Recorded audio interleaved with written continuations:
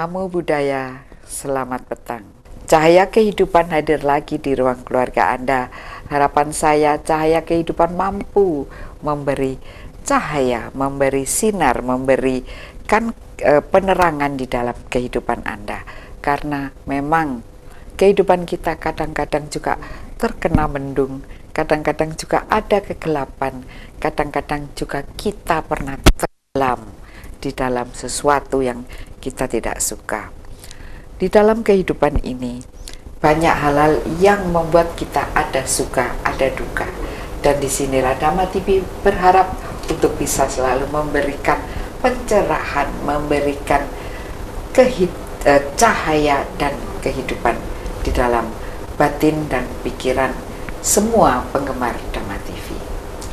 Di dalam tema kita tentang Bhinneka tadi, Bhinneka sudah kita kenal sejak berabad-abad yang lalu, memang warisan dari leluhur kita sendiri. Dan dari sinilah maka kita akan membuat satu tema Bhinneka, mempersatukan perbedaan. Nah baik, saya tidak sendiri, telah kami undang para narasumber yang kompeten. Yang pertama yaitu Yang Mulia Bante Dhammawijayo Mahatera. Bante, Namo Buddhaya. Sukihonto, Namo Buddhaya. Semoga semua makhluk hidup berbahagia untuk mendapatkan sinar kebijaksanaan dalam batin dan pikiran kita masing-masing. Terima kasih sudah hadir di studio, dan juga untuk Popo Antoni Wibowo. Rahayu. Rahayu, semoga seluruh makhluk hidup damai, sejahtera, dan berbahagia. Alangkah indahnya bila semua makhluk hidup, jadi tidak terbatas hanya manusia dan sesamanya, tetapi juga dengan hewan, tumbuh-tumbuhan, alam sekitarnya saling bersinergi, bantu-membantu membentuk satu harmonisasi hidup. Baik, kita kembali pada tema kita, yaitu tentang Bhinneka, mempersatukan perbedaan. Ini saya pertama kepada Bapak Antoni dulu ya. Kalau misalnya ini beliau ini kan sedang menggarap rumah hari-hari ini ya. Kalau kita akan membuat satu bangunan, tentu tidak mungkin kita hanya membuat satu bahan saja, kayu saja, atau semen saja, atau batu saja, kan jadinya rumah batu. Tetapi kita membuat itu dengan beberapa adonan. Di situ mungkin ada gamping, ada batu, ada semen, ada kayu, ada besi. Dan dari campuran-campuran adonan ini terbentuklah satu konstruksi yang luar biasa kuat. Tetapi kalau kita membuatnya dari gamping saja, maka tentu tidak kuat. Nah, di Indonesia ini banyak sekali perbedaan agama, dan kita bertiga ini juga berbeda-beda agama, tetapi di sini dipersatukan karena kita merasa bahwa perbedaan itu bukan apa-apa. Lah kalau menurut Bapak Antoni, perbedaan itu bagaimana dan apa menurut panjenengan perlunya Bhinneka tersebut? Terima kasih. Perbedaan atau kenyataan yang kita sebut berbeda itu memang niscaya dalam kehidupan ini. Tidak hanya satu saja ya, tidak hanya mono maksudnya ya. Tidak mono ya. Jadi macam-macam di sini itu adalah kodrat dari kehidupan. Yang macam-macam ini bersinergi, saling memberikan peran sertanya menurut ukuran dan kemampuan Porsinya. yang seharusnya ya yang seharusnya sesuai dengan yang dipikirkan atau didesainkan, direncanakan. Jadi semua perbedaan ini andai kata kita beri ruang untuk memberikan dirinya, untuk membangun sesuatu ide ya, gagasan, makna dan tujuan, maka baru mempunyai peran serta setiap yang berbeda-beda ini. Tapi harus ada satu pikiran pokok. Tujuan pikiran kenapa? Iya, makna dan tujuannya. Untuk apa? Untuk apa? Dalam hal ini tentunya tidak ada lain secara mungkin secara ideal, filosofis begitu.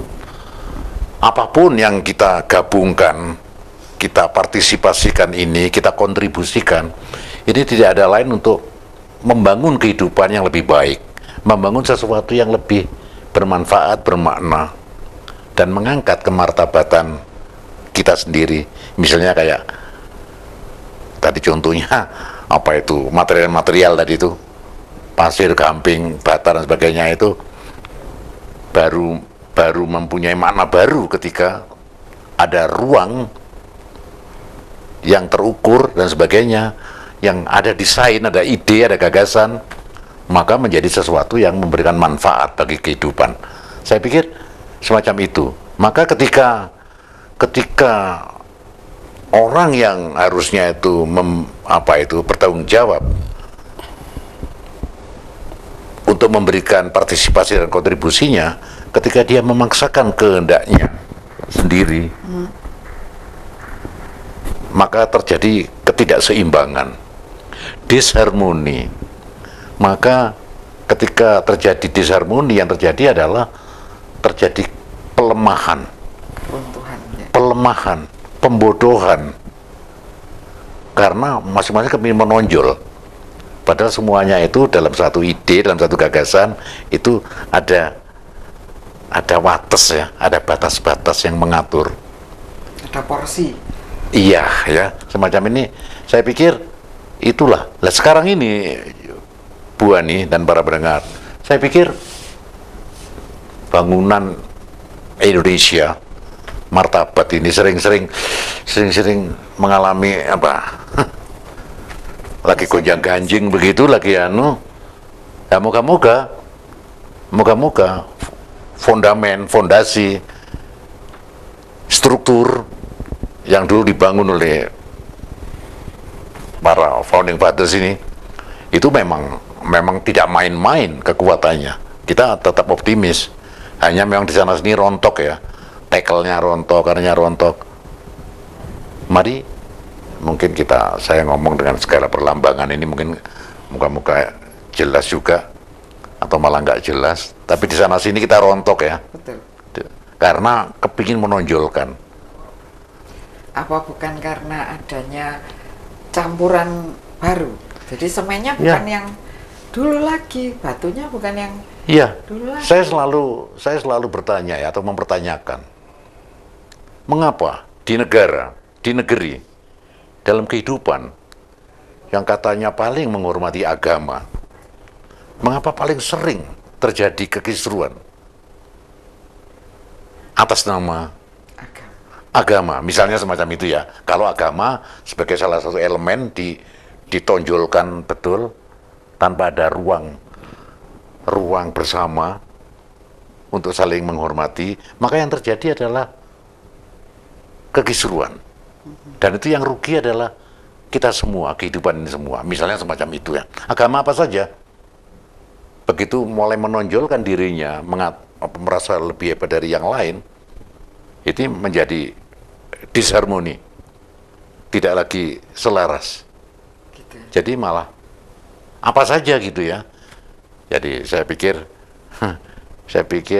ibu kita yang masak itu ketika kasih nemen yo uyai kakean ya ora enak. Misalnya semacam itu. Jadi bagaimana bisa enak? Ya rasa, kesadaran, pengalaman, dedikasi, ini semuanya harus diberikan, dipartisipasikan, dikontribusikan.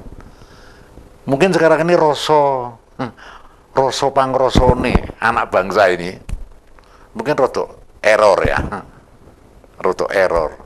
Karena dia rumongso paling hebat, misalnya semacam itu ya. Jadi saya pikir Bhinneka adalah satu berkah ketika kita bisa menerima, menyadari bahwa itu adalah kekayaan hidup yang perlu kita rayakan dengan saling memberi ruang untuk setiap yang berbeda itu hadir menurut porsi dan tata kerama masing-masing dalam kehidupan ini. Saya pikir itu Bu ya, sementara ini. Terima kasih sekali, dari luar biasa sekali. Jadi misalnya kalau mungkin saat ini yang sedang terjadi itu banyaknya pergesekan oleh karena mungkin gampingnya ini sedang dicampur air ya.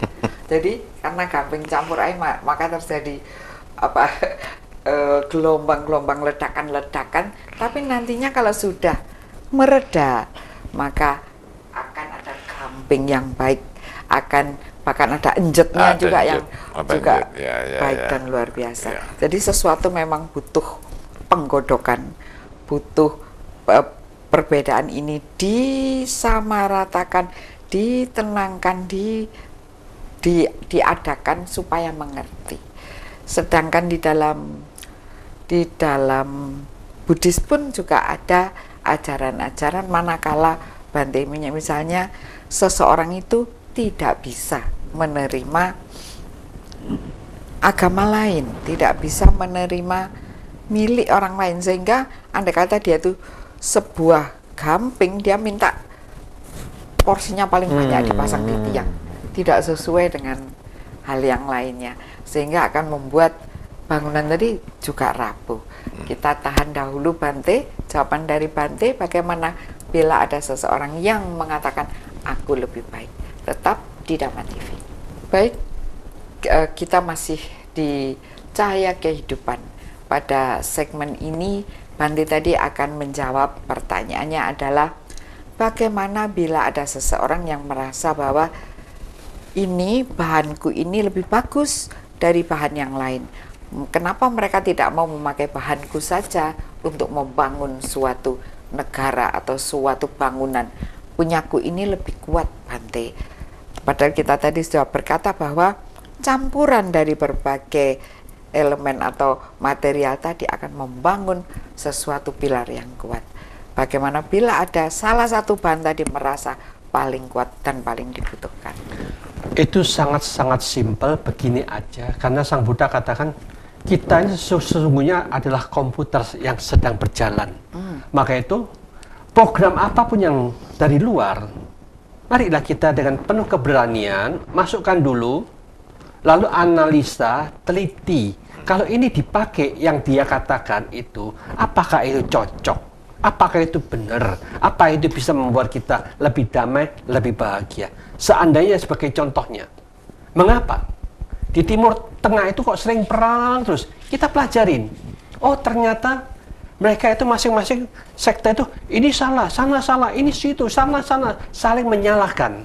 Karena saling menyalahkan itulah yang dipakai oleh mereka, kebiasaan seperti itu. Akhirnya mereka cekcok perang sendiri. Maka kita hal ini mau dipakai di Indonesia. Karena orang Indonesia Peter demikian juga saling disalahkan. Presiden ini salah ini, presiden ini salah ini. Dia salahnya demikian. Ternyata itulah yang dikatakan menggunakan ilmu taktik yang sama dengan yang di Timur Tengah dipakai di Indonesia. Ternyata masyarakat Indonesia lebih pintar, lebih bijaksana. Mereka sudah tidak mau menggunakan sampah-sampah yang tidak benar itu karena kita berusaha bersama-sama untuk pandai mengolah.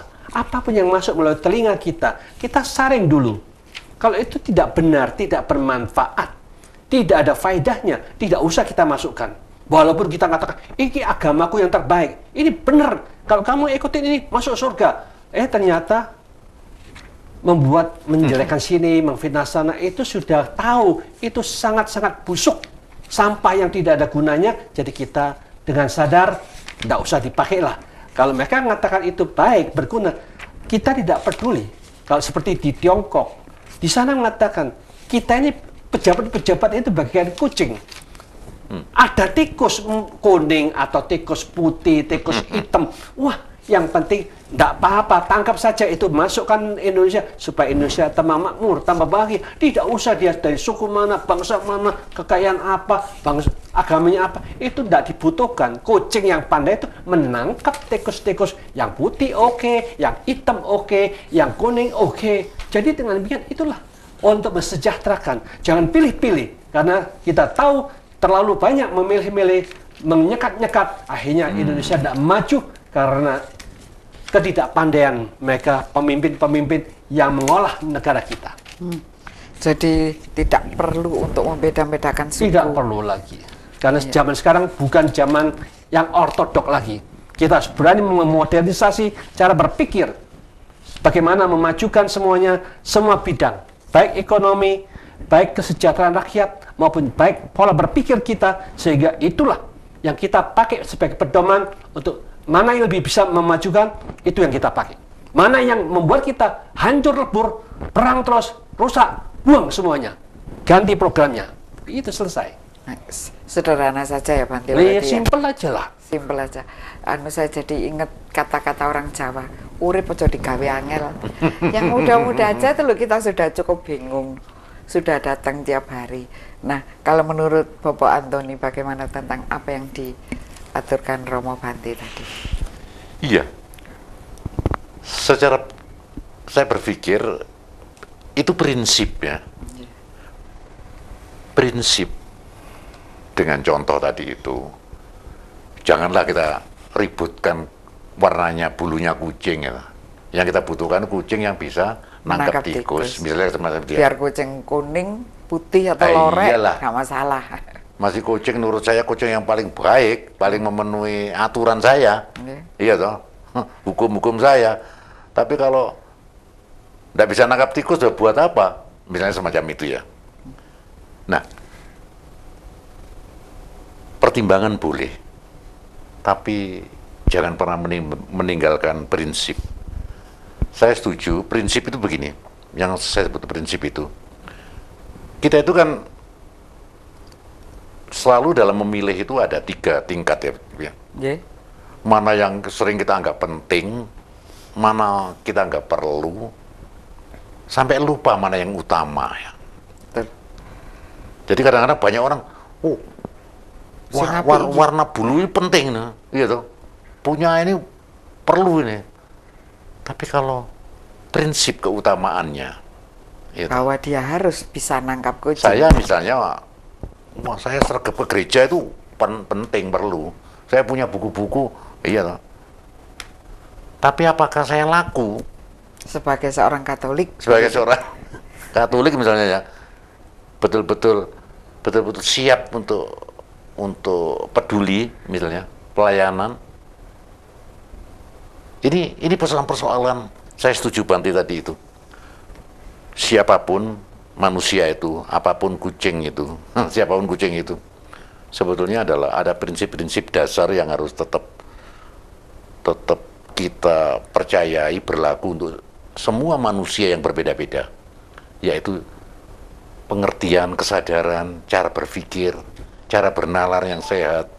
Itulah sebetulnya yang membuat kita itu gak terganggu dengan adanya putih, kuning, hitam, merah ini.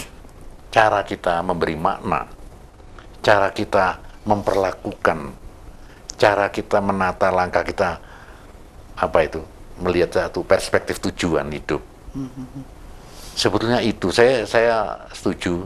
Di sanalah kita bicara, tidak lagi perbedaan dalam artian fisikal tadi itu, tapi suatu berkah karena kita itu adalah potensio ya, adalah potensi, adalah sumber daya hidup ini ya. Jadi tidak ada alasan kita untuk saling mencelanya perbedaan warna kulit, warna bulu yang kelihatan ya. Yang kelihatan gitu. Mari kita samakan ya, kita melihat perspektif yang sama. Siapapun anak suku bangsa ini, mari perspektif Indonesia ini mana? Perspektif kalau misalnya zaman dewasa ini, perspektif Indonesia adalah 4.0, 4.0 itu dalam hitungan digit itu artinya itu kita harus melangkah maju ke depan. Dan untuk itu Presiden pun membuat banyak sekali kemajuan di bidang pembangunan, bahkan sampai ke Papua sana. Menurut penjenengan bagaimana itu? Karena banyak juga yang tidak setuju dengan itu yang saya maksudkan, bukan tujuan utama ya. Itu adalah perangkat ya. Sarana. Itu adalah perangkat kebudayaan, di mana perubahan kebudayaan, sistem cara. Tapi yang saya masukkan adalah yang idea tadi. Ideanya kekristenan itu apa sih? Apakah tingkat ini? Enggak. Ideanya adalah bisa kembali pulang ke asal, gitu, ke Bapa, gitu. Apakah negara perlu juga untuk berpikir iya. itu? Jadi namanya ideologi, ya, ideologi bangsa ini. Jadi makna dan tujuan utama dari Pancasila misalnya itu apa sih? Nah, disinilah kita bicara tentang apa? Satu titik ya, sasaran. Itu tidak bisa dicapai ya. Kalau ingin mencapai kekayaan dalam sekian tahun saya harus mempunyai sekian, itu bisa ya. Tapi kalau yang namanya adil makmur misalnya itu, adil makmur itu sebuah ideologi, sebuah apa itu, hasrat ya.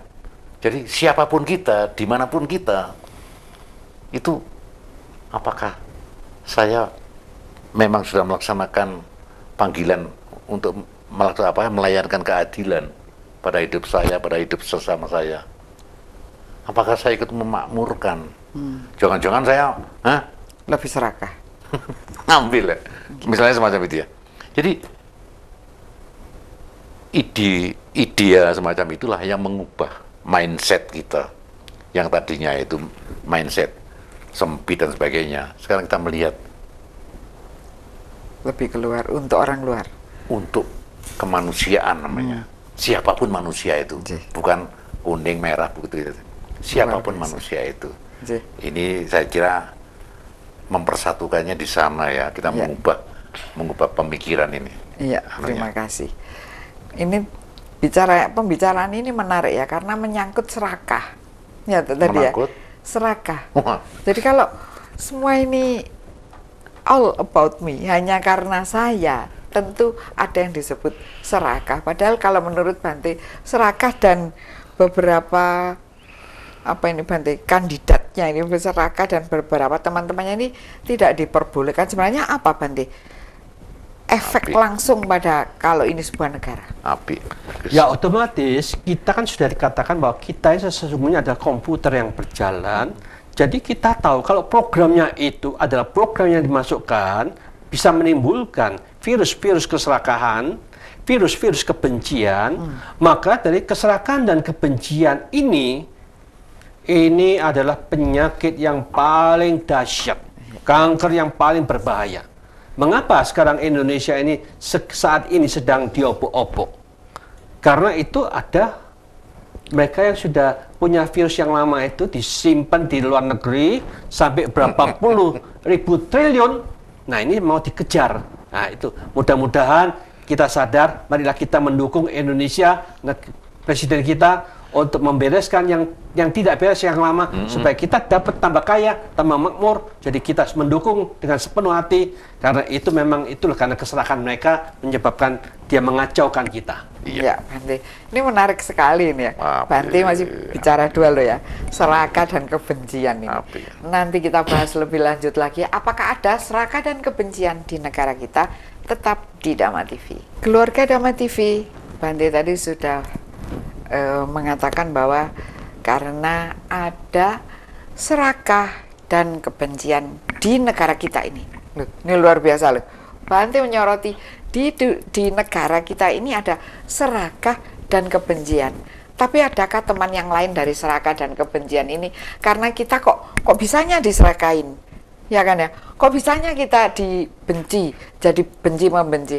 Apa Bante? Kenapa bisa begitu? Mohon diterangkan Bante. Ya inilah yang dikatakan mereka yang serakah itu kan istilahnya hanya mau mengambil harta kekayaan Indonesia ini untuk dirinya sendiri, karena takut kalau di Indonesia disimpan sini, dia simpan di luar negeri.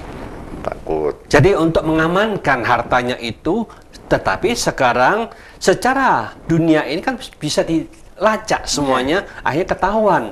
Nah ketika ketahuan dan pemerintah sudah punya program, akhirnya yang serakah ini dia punya ketakutan. Ketakutan itu nanti hartaku diambil gimana?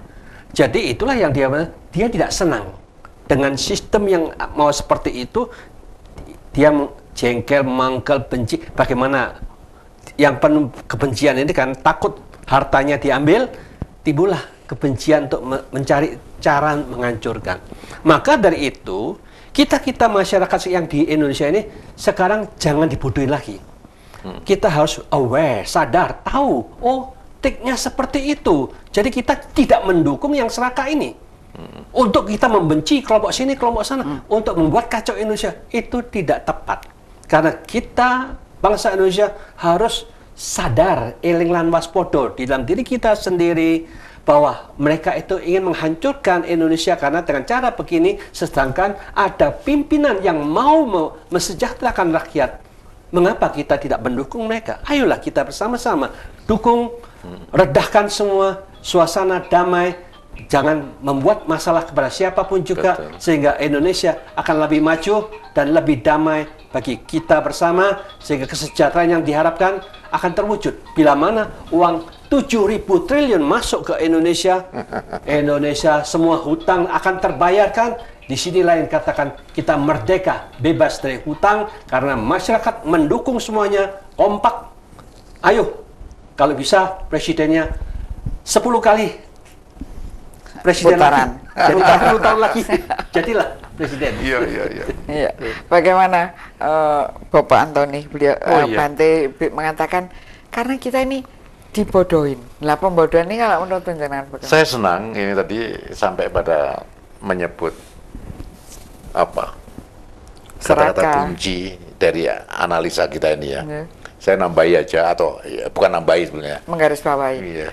Jadi secara apa itu pemahaman sumber dari segala disharmoni, ketimpangan, kekacauan ini memang betul yang dikatakan Bante tadi dan Bu Ani. Yang pertama adalah ketakutan, yang kedua adalah kekhawatiran, yang ketiga adalah hasrat pada kekuasaan. Itu selalu tiga hal ini itu saling terkait.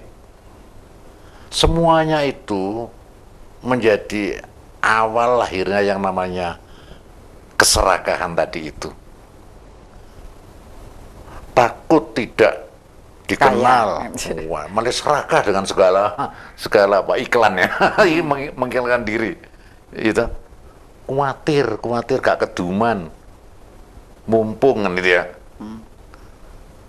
Yang ketiga adalah hasrat pada kekuasaan, karena di dalam praktek bermasyarakat ini apa yang disebut kekuasaan, power, jabatan itu memang kunci emas untuk ngujo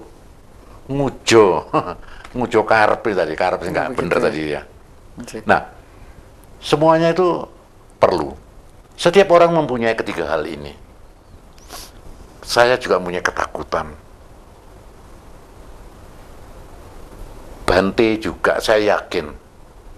Tapi ketakutannya, pemanahnya berbeda. Bagaimana saya takut untuk berkata bohong misalnya. Khawatir. Bante tanpa tanpa, ini kebetulan saya bukan memuji ya. Saya lihat saja kesederhanaan yang ada. Tanpa menghasratkan kekuasaan itu sendiri, kehormatan itu menjadi buah dari segala dedikasi. Siapa yang tidak kalau misalnya ketemu seorang Bante, seorang pendeta, seorang yang memang yang tidak sungkan. iya tak, misalnya semacam itu ya. Tapi bagi orang yang serakah ini ditunggangi sungkannya orang ini, takutnya orang menjadi apa? Menjadi untuk apa? Ngujo nafsunya sendiri. Jadi misalnya, ya wis aku gak tadi Bante, gak apa-apa pokoknya jadi DPR misalnya begitu. Artinya terus bukan tetap jadi Bante, tapi Bante yang tentunya memakai kebantiannya ini untuk menikmati apa? Anunya orang, bisa saja menunggangi umat. Banyak semacam itu.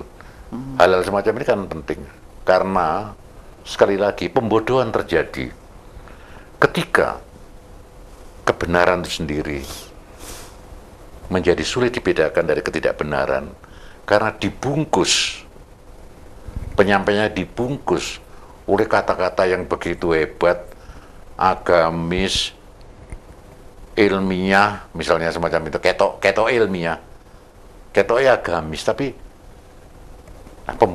kita ketika sesuatu itu dibungkus dengan kata-kata agamis, rasanya kita mau bertanya aja, ewo pekewo ya, gak ilok misalnya, iya tak? Jadi akhirnya ditelan saja. Saya memaknai pembodohan di situ ya, ketika ada pihak yang berkuasa memakai kekuasaannya, pengaruhnya maksudnya, itu membungkus karpnya, keinginan-keinginan pribadinya itu dengan bungkus-bungkus yang luar biasa. Pembodohan disitulah. Semua kalau sudah atas nama, kalau misalnya saya, atas nama kata-kata gereja, gerejani, ya toh, Kristiani, rasanya semua orang Kristen gak wani bertanya tentang kebenarannya itu loh.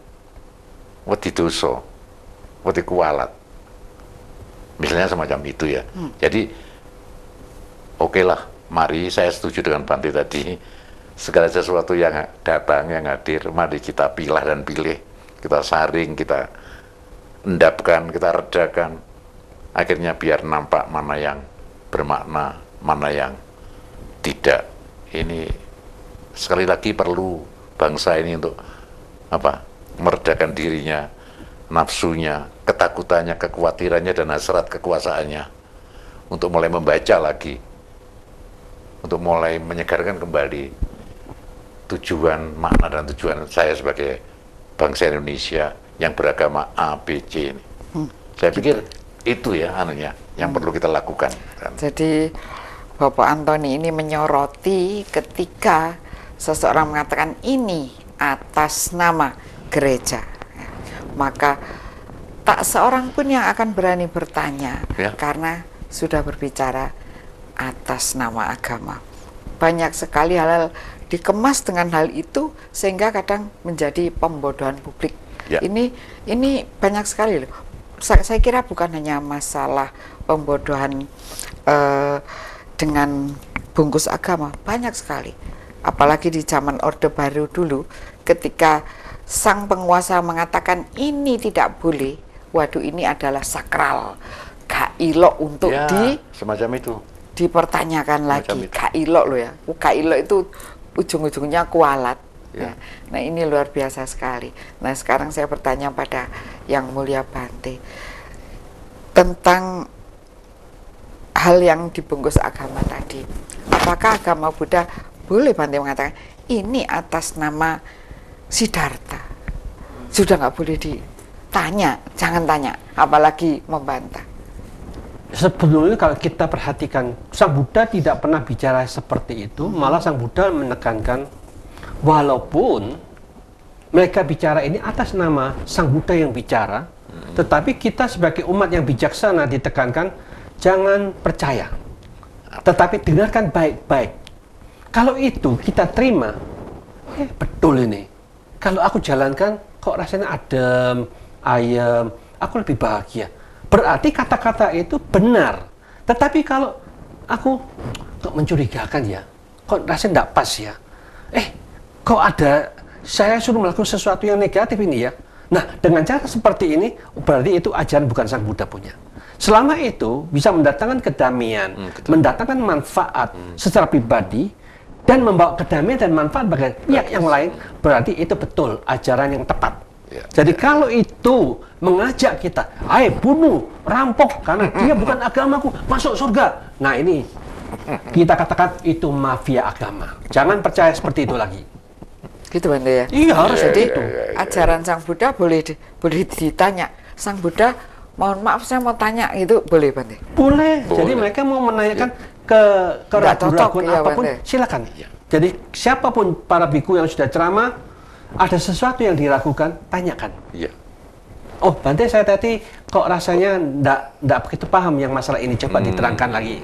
Nah, mungkin dari situ, karena waktu itu kan pendek, penjelasannya enggak panjang lebar, dia masih belum paham, baru diterangkan. Nah, Ya. otomatis itu akan membawa pemahaman mereka. Seperti ya, kita menderita itu karena 3 nafsu keinginan kita. Kita hanya cuma ngomong 3 nafsu keinginan.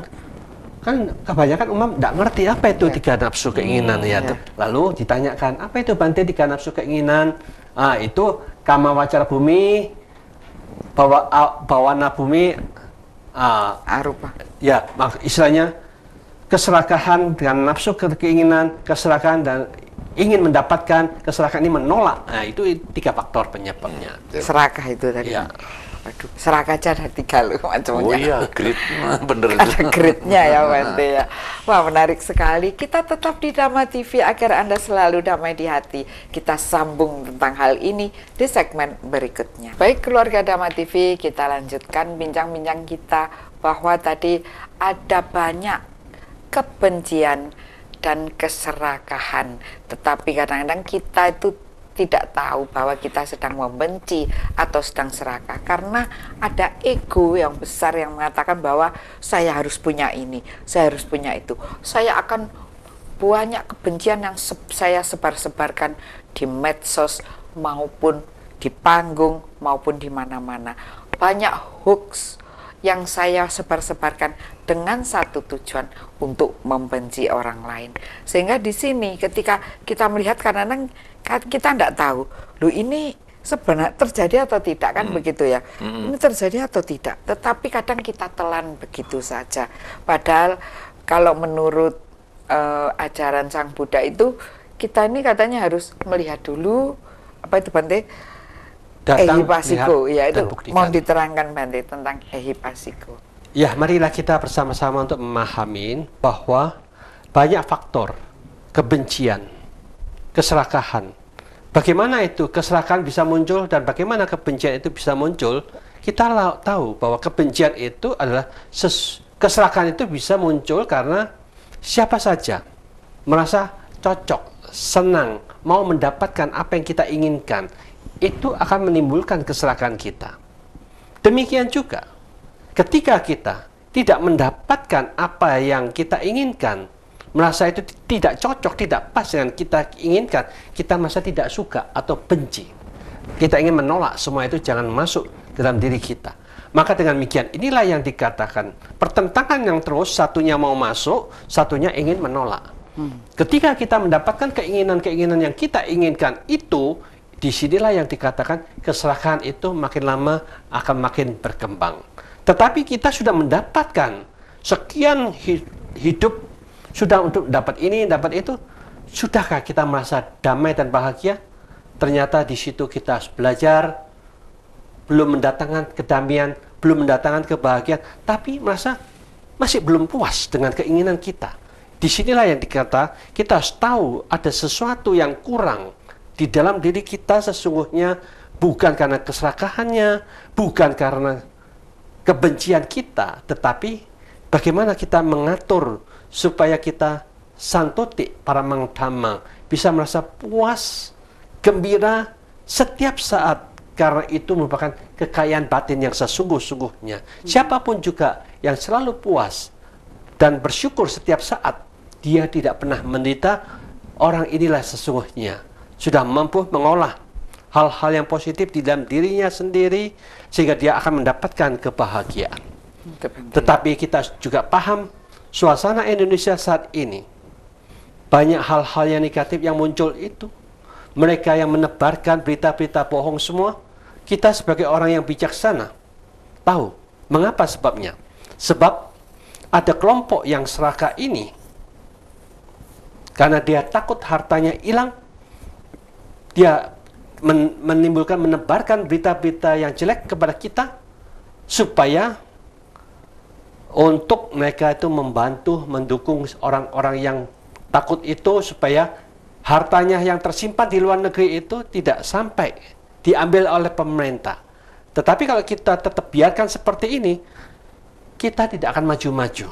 Maka dari itu kita juga ada satu gebrakan yang penuh dengan keberanian, semua masyarakat dengan penuh keberanian membela kebenaran, membela pemimpin yang baik untuk menarik semua harta ini supaya kita tahu bahwa tujuan adalah mensejahterakan bangsa kita. Kita jangan menjadi pengemis yang mau diperintahkan oleh mereka karena gara-gara dapat 100.000, dapat 200.000, dapat 300.000, kita sekarang terima uangnya, tapi kita jangan ikut dalam demo itu, tetapi langsung kita pulang, otomatis kita bahagia dapat uangnya, tetapi kita tidak jadi pengemis dan tidak diperbudak oleh siapapun juga. Di sinilah yang dikatakan kita diajarkan untuk jadi orang pandai karena kita ingin mendapatkan sesuatu yang bermanfaat dan kita tahu itu tidak bermanfaat, kita tidak mendukung dan tidak ikut melakukan semua itu. Maka dari itu, apapun yang tidak bermanfaat jangan kita masukkan ke dalam pikiran kita, tetapi apapun yang bermanfaat, marilah kita dengan sukacita memasukkan ke dalam program pikiran kita untuk mampu menciptakan damai dan bahagia serta sejahtera menjadi milik kita bersama. Nggih, bagus sekali dari Yang Mulia Bante tadi. Jadi ada arahan untuk berpuas dengan apa yang didapatkan Bante ya. Iya. Dengan apa yang diberikan, tetapi di situ tetap ada kata perjuangan, kata meningkatkan spiritual, meningkatkan kehidupan. Karena kalau spiritual meningkat itu bukan berarti kehidupan menurun loh. Iya kan ya? Ya, kan Bante sebenarnya kalau di Jawa mengajarkan trimo ing pandum.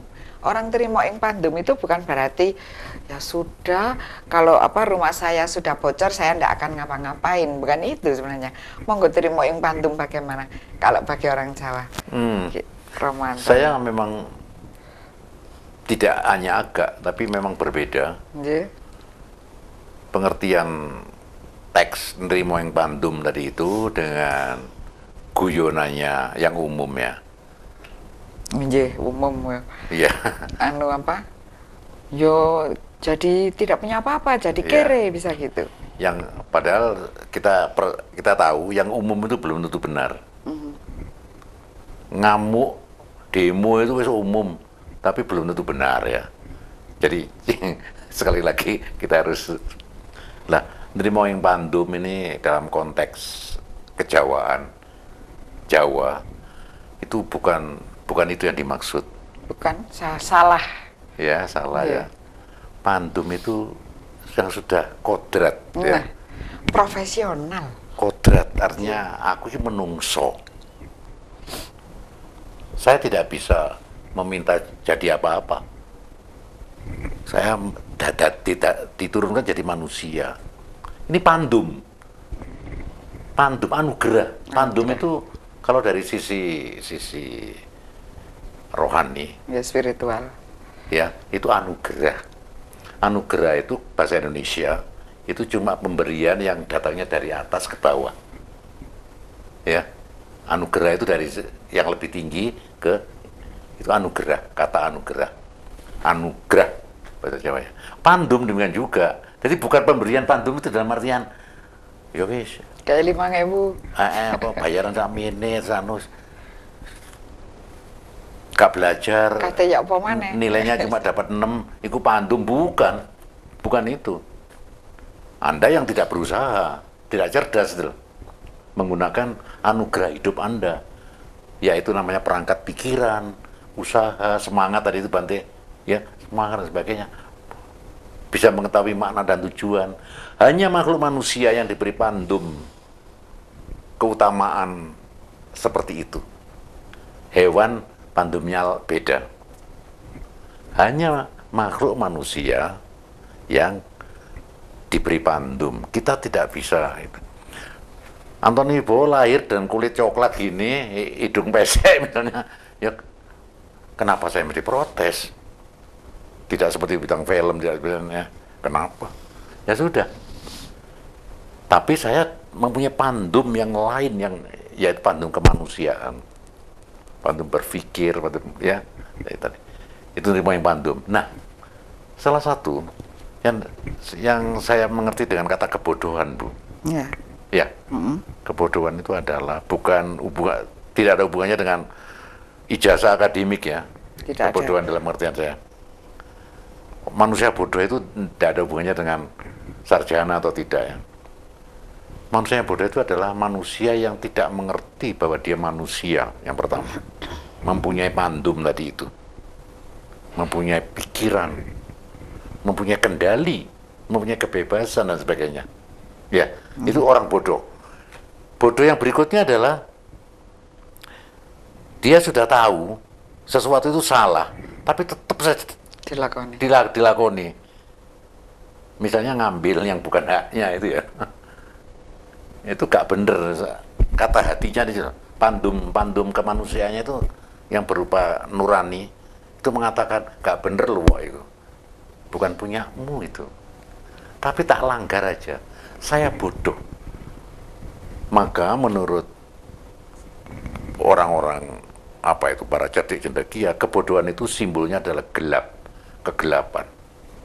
Kebodohan itu gelap, kebodohan itu apa, tutup tabir ya, kegelapan. Kalau gitu saya tanya, orang yang korupsi itu kan mengambil yang bukan miliknya, padahal sudah diperingatkan.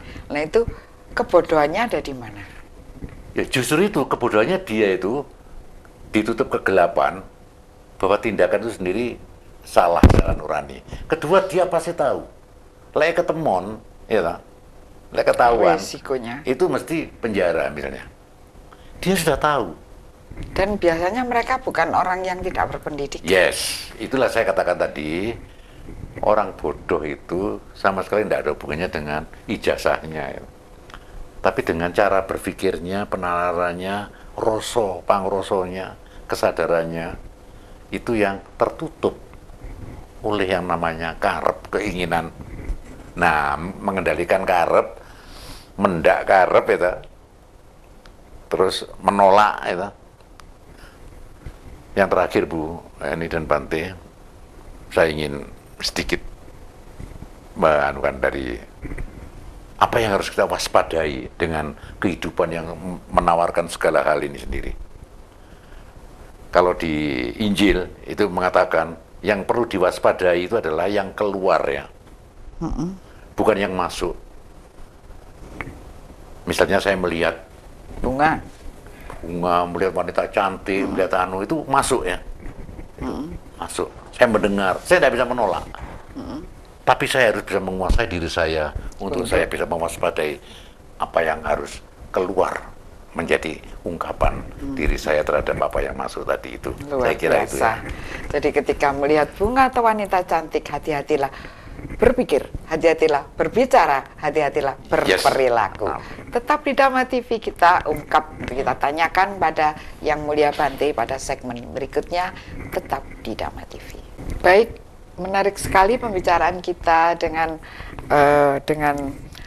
Bapak Antoni dan juga Bante tadi, bahwa ternyata manusia itu harus berhati-hati ketika melihat sebuah bunga, maka di dalam pandangannya dia akan bisa melihat apa bunga ini, saya akan berpikir apa, berkata apa, dan berperilaku apa. Luar biasa.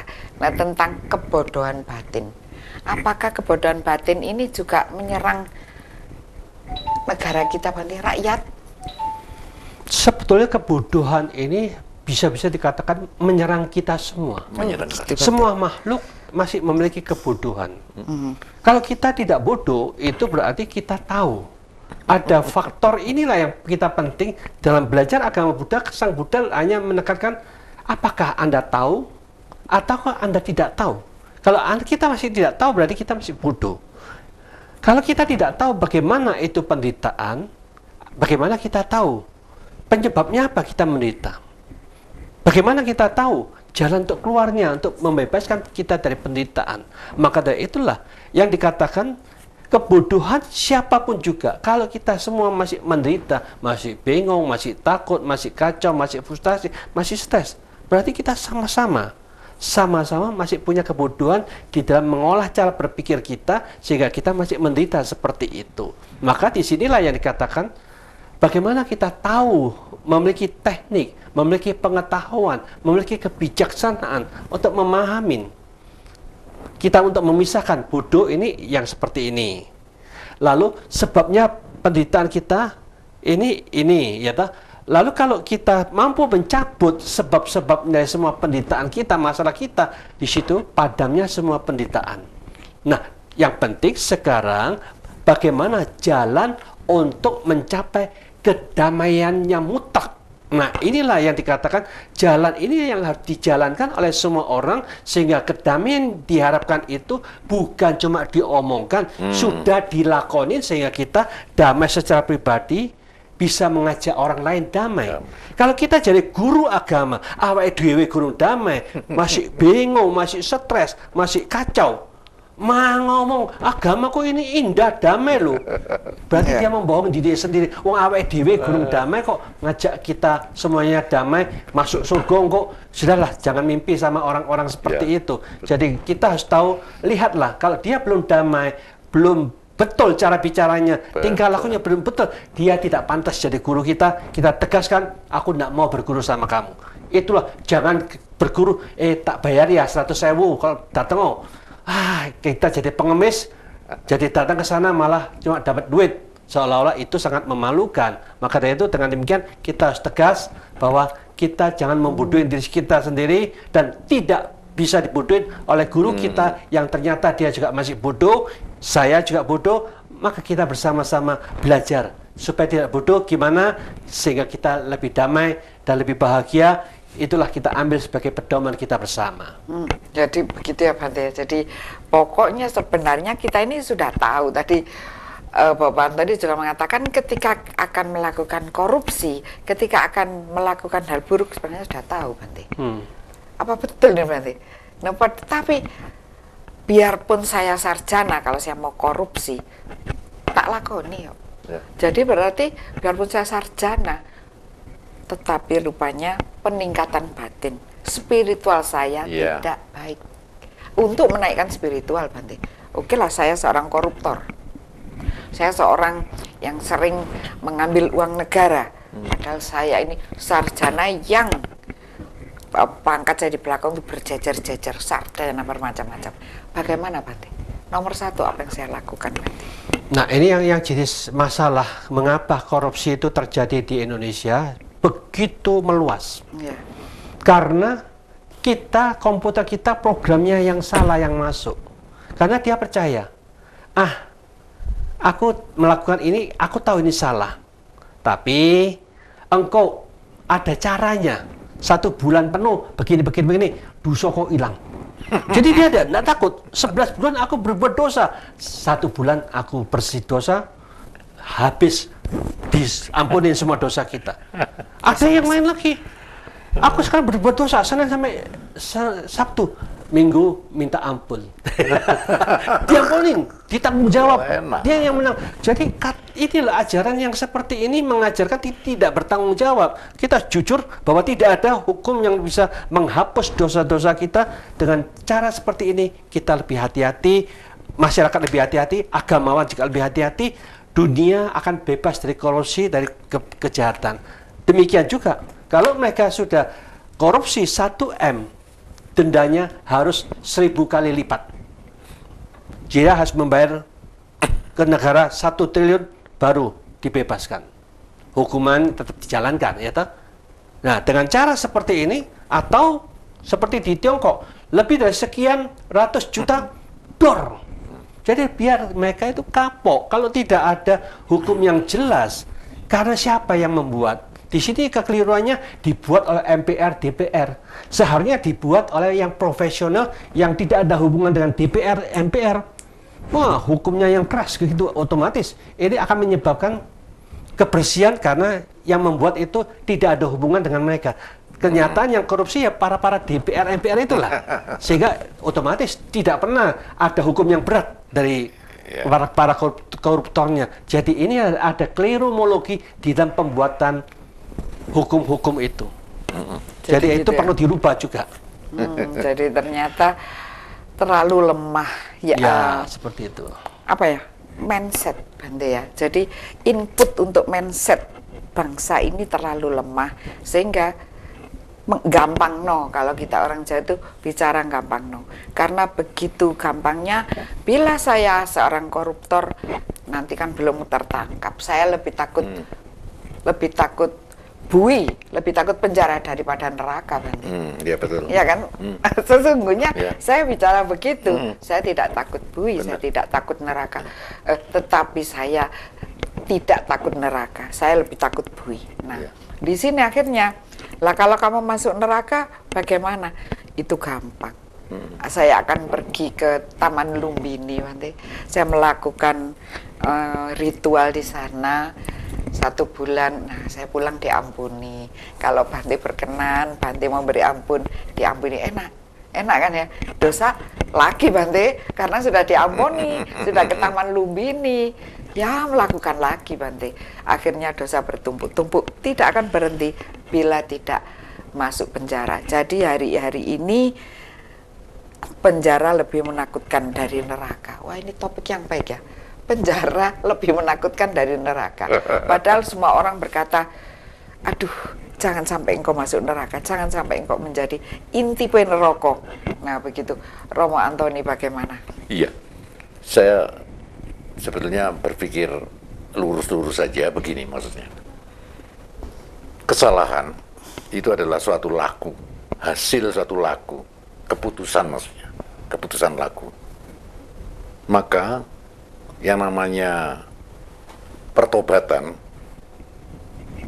saya tidak ngomong pengampunan ya, pertobatan itu adalah ya kontranya toh, ya ojo dilakoni maneh. Dan berjanji untuk tidak melakukannya Iya. lagi.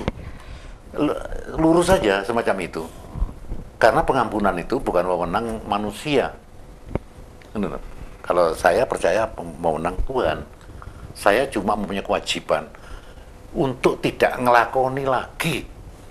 Ngelakoni berpikir salah, ngelakoni berbicara nggak benar, ngelakoni perbuatan sing jahat misalnya. Jadi pertobatan saya harus saya mulai dari pikiran. Laku tobat saya harus saya sadari betul. Mulai dari noto pikir, noto karep, noto kan itu ya. Saya pikir cuma itu ya. Iya. Perkara nanti itu diampuni atau tidak, saya ya percaya saja kalau saya mengubah perilaku saya yang nggak benar menjadi benar. Tentunya saya percaya pada hukum adil itu. Tuhan yang saya sembah itu maha adil.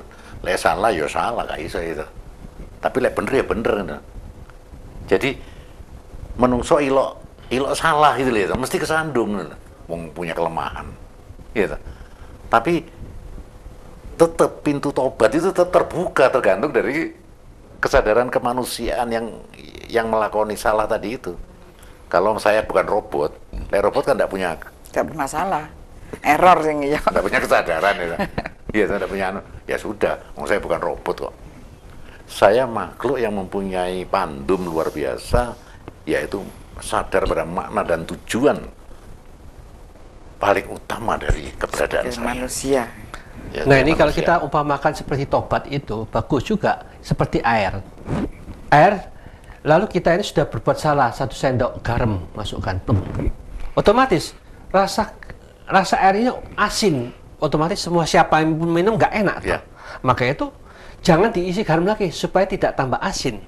Supaya kita bisa bertobat, otomatis bagaimana kita menetralisir ini, ditetesin air terus. Terus sampai nanti 1 galon penuh. Disitulah yang dikatakan, dosa kok tambah ringan, gitu. Karena Asinnya mulai hilang, tidak begitu terasa. Itu perumpamaan yang bagus. Itu dengan demikian nanti masuk lagi ke tanduan yang besar, ya toh, yang 5.000 liter. 20 ribu liter, nah itu wah makin penuh, otomatis loh kok seger ya enaknya. Itulah yang dikatakan pertobatan itu seperti itu, sehingga Sang Buddha cukup kata stop kejahatan, jangan dilakukan lagi, ayo perbanyak kebajikan. Nah seperti itulah dilakukan. Betul. Seperti ini netral semuanya, kita akan bahagia, minumannya enak, seger, hilang asinnya, sing dosa-dosa seolah hilang gitu. Begitu ya. Iya. Luar biasa. Jadi ternyata Bante mengajarkan jadi ketika itu sudah menjadi suatu sumber air karena ditetesi dengan Sumber air air. kebajikan luar biasa, kemana segenggam garam dosa tadi? Sebenarnya segenggam garam dosa masih tetap ada di dasar telaga, tetapi air kebaikan lebih banyak dan bermanfaat tetap di Dhamma TV. Baik keluarga Dhamma TV, luar biasa ajaran dari Yang Mulia Bante tadi. Ketika Anda berdosa, nah ini ya, ketika Anda berdosa, ya sudah kadung, Bante mengatakan begitu. Sudah kadung, sudah kamu kerjakan, sudahlah ritual apapun tidak akan bisa membersihkan dosamu. Percaya atau tidak percaya? Ya kan ya. Tidak mungkin dosa kita terhapus, yang ringan maupun yang berat. Misalnya seseorang membunuh orang, tidak mungkin orang itu bisa hidup kembali, tetapi itu sudah terjadi. Dan apa yang harus saya lakukan, Bante?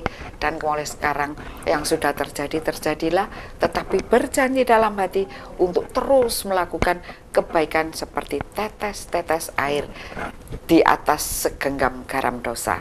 Nah, di situ tadi maka air kebajikan akan lebih banyak, akan lebih bermanfaat, sehingga hidup saya nanti jadinya sekalipun dosa masih tetap ada, tetapi sudah bermanfaat.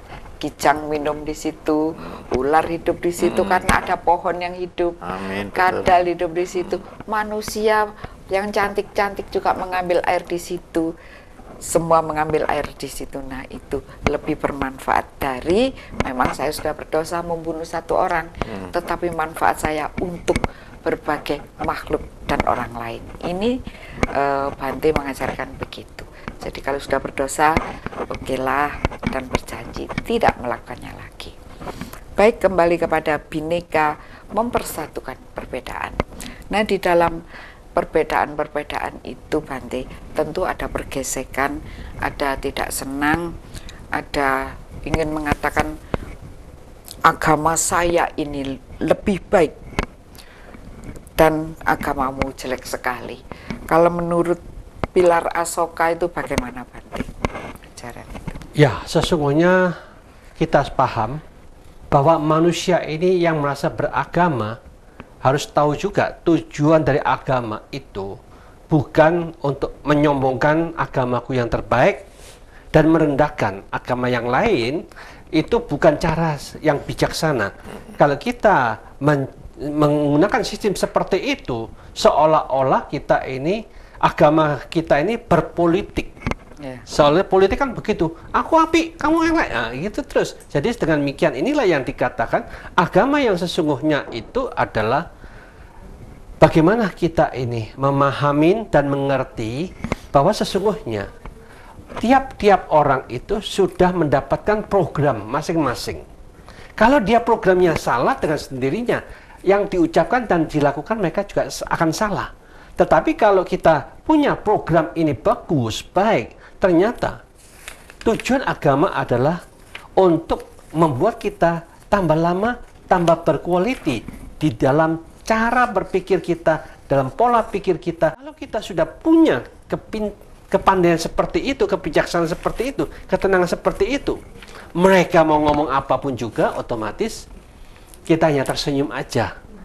Begitulah manusia sombong akan selalu bicara, banyak bicara tapi kualitinya nggak ada. Jangan-jangan seperti gubernurnya yang di Jakarta, ngomong tok tapi nggak ada prestasi, nggak ada yang dikerjakan. Itu kan kasihan. Model seperti ini kok jadi pemimpin itu gimana? Kalau dia tidak mampu bekerja ya lebih baik turunlah. Bukan karena gajinya memalukan. Jadi pemimpin yang memalukan kan kasihan, kasih contoh-contoh yang tidak bagus semuanya. Maka seperti itu pula, jadi kita jangan melihat bahwa dia beragama apa, tetapi lihatlah prestasi apa yang telah diberikan untuk masyarakat di sana. Kalau semuanya tidak ada yang bermanfaat, karena memang dimulai dengan sarah yang terus-menerus di waktu pemilihan, otomatis itu sudah negatif thinking yang dikembangkan terus-menerus, berarti negatifnya sudah ada, mencelok terus, tidak hilang-hilang. Akhirnya ya seperti itu jadinya, jadi bisa dimaklumin. Maka dari itu siapapun juga yang senang mengkritik, menjelekkan, merendahkan agama yang lain, otomatis mereka juga punya virus yang negatif seperti itu. Kita ingin dimasukin virus juga. Orang yang bijaksana ini kotor, ini tidak sampah, tidak ada gunanya, jangan dimasukkan ke dalam batin dan pikiran kita. Kita hanya menjaga batin dan pikiran kita tetap jernih, tetap tenang, tetap damai, tetap bahagia. Otomatis kita tidak akan timbul percekcokan terhadap siapapun juga. Dengan inilah yang dikatakan kita menggunakan agama untuk menciptakan kepandaian kita mengolah keenam indera kita dengan tepat dan benar, sehingga tidak menyinggung siapapun juga, sehingga kita akan mendapatkan pahala yang luar biasa. Kita tetap menjaga berlian ini tetap jernih, tetap cemerlang, dan menjadi milik kita bersama.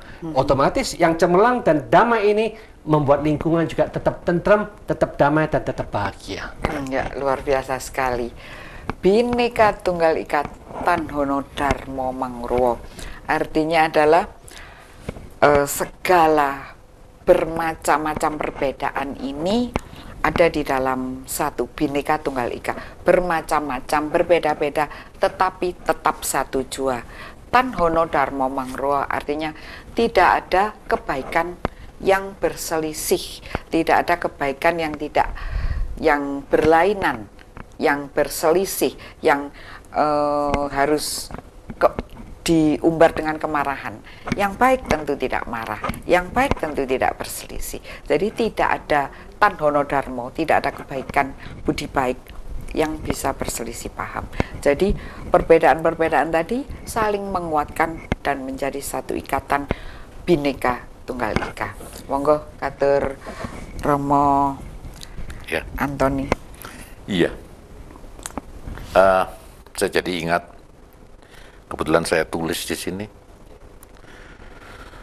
dari emputan tular ya. Iya, emputan Pada waktu tular. itu agama Buddha dan Hindu jadi agama semua masyarakat, dan itu pernah terjadi hal-hal yang tafsir yang perlu direvisi, diluruskan ya, peran sertanya itu sendiri.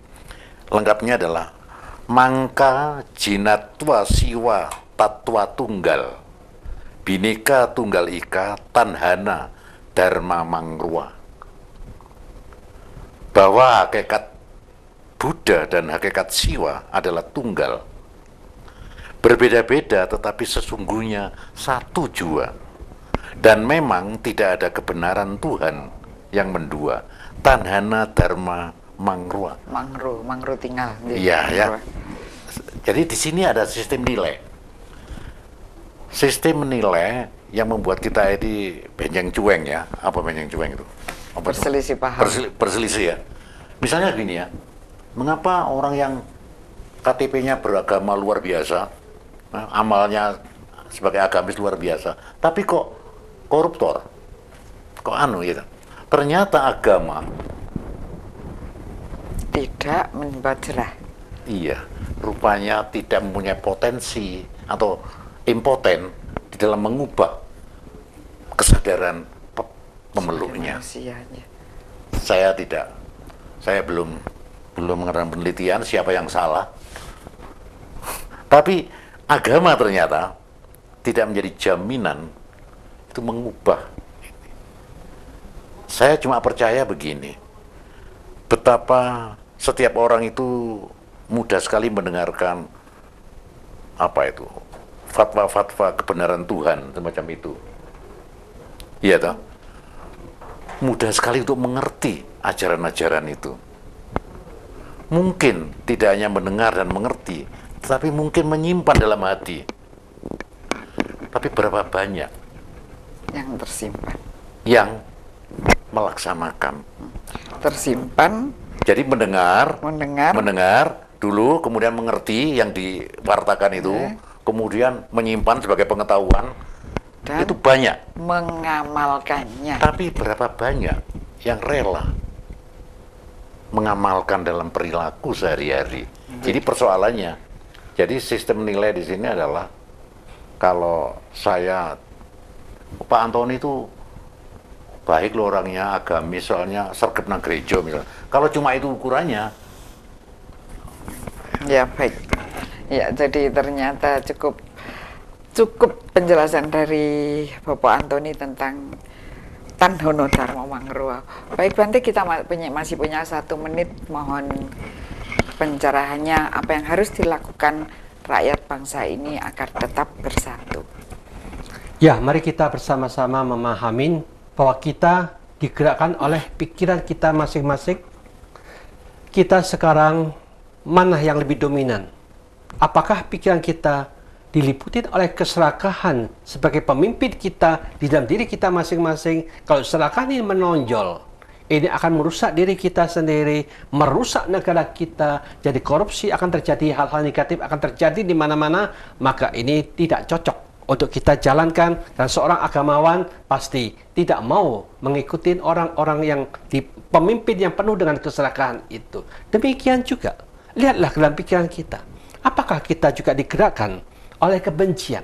Kalau kita menggerakkan apapun juga dengan penuh kebencian, kita selalu memusuhin si A, si B, si C, semuanya adalah musuh kita, sehingga kita tidak tahu bahwa musuh sesungguhnya muncul dari pikiran kita secara pribadi, sehingga itu menghancurkan diri kita terlebih dahulu. Kita ingin menghancurkan pihak yang lain, maka kita sudah terbakar dalam rumah tangga kita, batin kita sudah terbakar, maka itu pun ternyata tidak membahagiakan kita. Jangan ditiru hal yang seperti itu. Apakah kita juga masih dipimpin oleh kebodohan? Kebodohan ini adalah kita tidak tahu apa yang harus kita lakukan di dalam pikiran kita sendiri. Tetap kita kembangkan yang dengan cara yang sama. Maka dari itulah yang dikatakan, hancurkan keserakahan, hancurkan kebencian, hancurkan kebodohan kita, lenyap semuanya. Ketika kita menyatu dalam kesadaran yang sempurna, disitulah bebasnya penderitaan, kita damai, hening, dan selalu bahagia. Semoga semua makhluk hidup berbahagia. Baik keluarga Dhamma TV, kita sudahi dahulu pertemuan kita pada Cahaya Kehidupan kali ini, dan kita akan berjumpa pada minggu berikutnya. Sabi Sata Bawantu Sukitata, semoga rakyat Indonesia semua berbahagia, semoga semua makhluk berbahagia. Sadu, Rahayu. sadu, sadu.